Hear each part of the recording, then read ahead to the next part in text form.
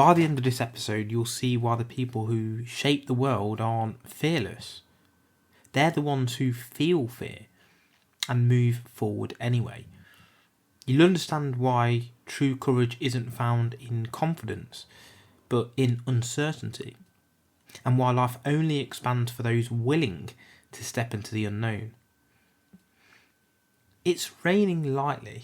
You're standing outside a train station, suitcase in one hand, one foot on the platform, and one still on the ground. You're leaving everything you know, your job, your hometown, the comfort that once felt like safety. Your friends said that you were brave, but you don't feel brave. You feel terrified. That's existential courage. The act of saying yes to the unknown. Not because you're sure it will work out, but because you know staying where you are will kill something inside of you. Existential courage is the capacity to act despite uncertainty, fear, and the risk of failure. It's the choice to live authentically, even in a world that offers no guarantees, no manual, no perfect moment. Let me tell you a story. There was a young woman named Amira.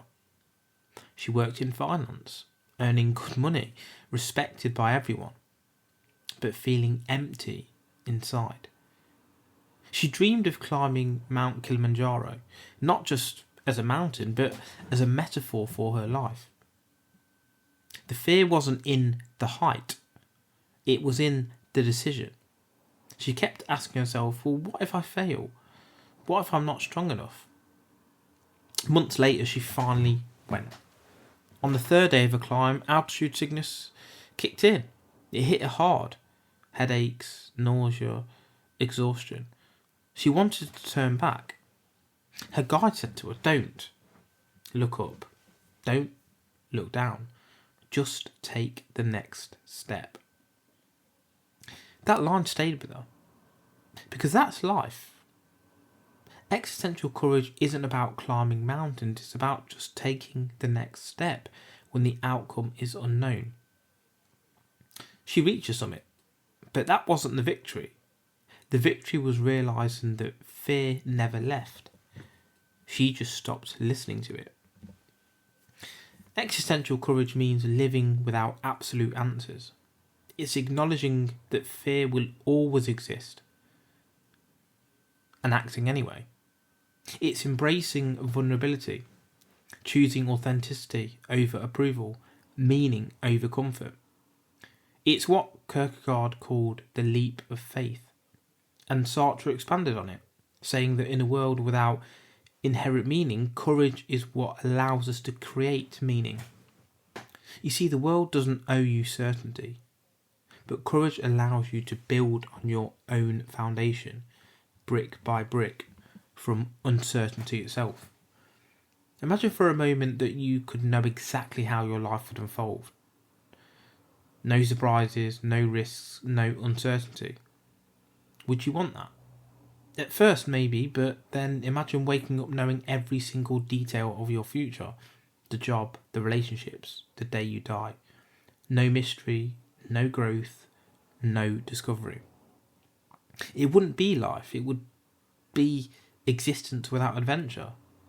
Uncertainty isn't the enemy, it's the birthplace of possibility, and it's something we talked about before with the dream of Alan Watts, where if you could dream for a lifetime in one night, you would start going through all of your bucket list, but after a while it would get boring because you'd know exactly what was going to happen. You'd want it to be life again, an adventure. Your brain was built to keep you alive, not fulfilled. The amygdala, the part responsible for fear, reacts to uncertainty as if it was a threat.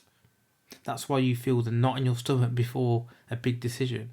Your body's ancient alarm system ringing loud. But here's the reframe. Fear is not a stop sign. It's a signal that something matters, and it's a decision you make upon that. Courage doesn't mean deleting fear.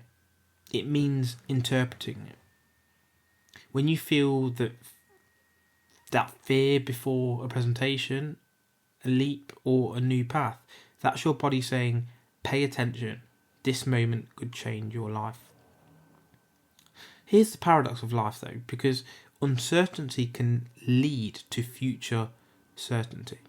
But certainty now, comfort, predictability, standing still, can lead to future uncertainty.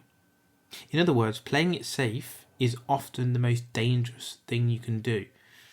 The biggest risk is taking no risk.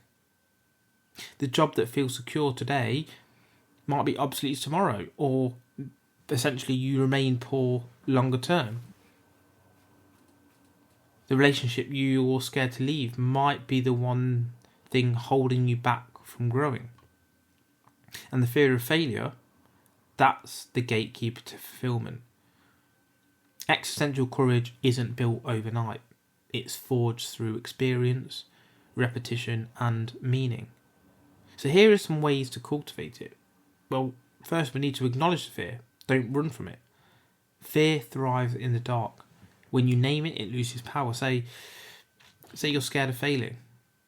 You do it anyway. You push your boundaries daily. Take small steps into discomfort. The conversation you've avoided. The idea you've postponed. The gym session you keep delaying. Every small act of bravery builds resistance. You should commit to virtue. Practice virtues like courage, integrity, temperance. They strengthen character.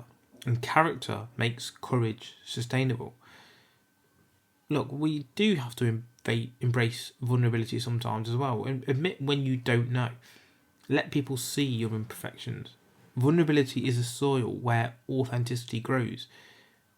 Because we find meaning in uncertainty. As Viktor Frankl said, those who have a why can bear almost any how. The meaning you assign to your struggle transforms fear into purpose. And then build your tribe. Courage is contagious. Surrounding yourself with people who remind you of your potential and not your limitations is huge. Because think of your own life right now. Where are you playing small? What dreams have you postponed because you're waiting for certainty? Imagine standing 10 years from now, looking back. Would you rather say, I tried and it didn't work, or I never tried and I'll never know? That's the real test of courage, to look fear in the eyes and say, you can walk beside me, but you don't get to drive. And here's the part most people forget. Existential courage isn't only about how you act in the world. It's also about the story you tell yourself internally. If your inner dialogue is filled with doubt, hesitation, and what ifs, you're building a prison out of thoughts. But if your self-talk becomes, I'll take the next step, no matter how small, you build momentum, self-trust, and inner strength. The story you tell yourself is either giving you courage or taking it away. You are the author and the page is blank. So the question becomes, what story are you brave enough to live? So by the end of today, take one step, no matter how uncertain, towards the life that scares you. Send the message, start this project, have the conversation. The courage to act despite uncertainty is the bridge between who you are and who you could be. Remember, you don't need to see the whole path. Just take the next step.